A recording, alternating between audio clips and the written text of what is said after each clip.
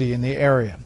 Afghanistan certainly is a dangerous place, but there are other countries that pose a more long-term and high-tech threat. Chief Intelligence Correspondent Catherine Herridge on the annual assessment of America's most troublesome potential adversaries. The cyber threat from nation-states, including Russia, Iran, and China, is described as more diverse, interconnected, and viral than any time in history. Would you characterize the cyber threat as accelerating? Absolutely.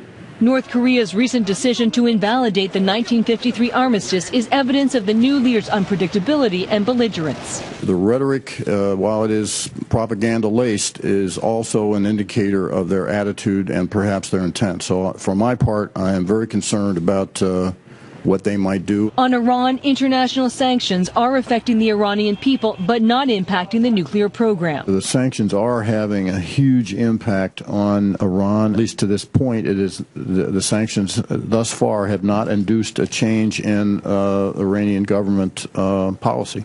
Well, al-Qaeda's core leadership in Pakistan is on the decline and its ability to strike inside the U.S. in doubt, al-Qaeda's ideology is finding new followers. But we have seen that threat become geographically dispersed as affiliated groups and groups sympathetic to al-Qaeda and al-Qaeda's message have grown in areas, for example, in North Africa. More directly at home, it is the radicalization of individuals on the Internet who develop the desire and the will to undertake attacks. With failed plots targeting the U.S., including these cargo printer bombs in the fall of 2010, the al-Qaeda affiliate in Yemen, known as AQAP, remains the most able. The threat from AQAP, particularly with airliners, has not dissipated over the years. There's still that threat out there.